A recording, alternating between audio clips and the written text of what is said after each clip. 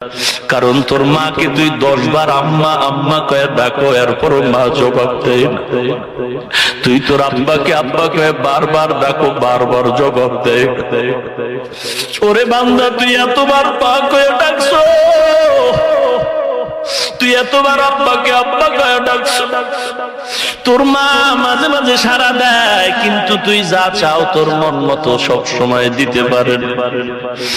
এই এতগুলো ডাকের মধ্যে তুই পাও না, আর এর মধ্যে যদি একবার আমি আল্লাহকে ডাক দিতি,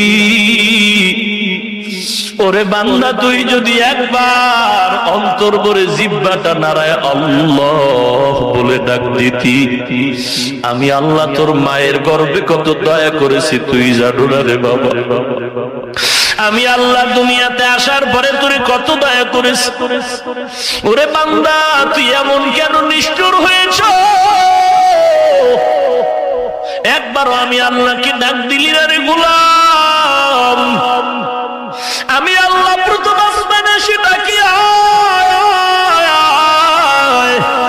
অন্যায় করেছ, গুনাহ করেছ, আমি আল্লাহর মতো গফফার কেউ নাই। সন্তান অনেক সময় মা বাবার পাও ধরে ভুল বুঝি ক্ষমা চায়, মা বাবা ক্ষমা দিতে চায় না। এরে নবীর উম্মত, আল্লাহ বলেন নবী উম্মতের জানায় দেন, চোখের পানি ছেড়ে যদি একবার আল্লাহ কয়ে ডাক দে, চোখের পানিটা গালের নিচে আসার আগে জীবনের সব গুনাহ মাফ। আয় বেরাদার দূরে বাসা জিয়ারে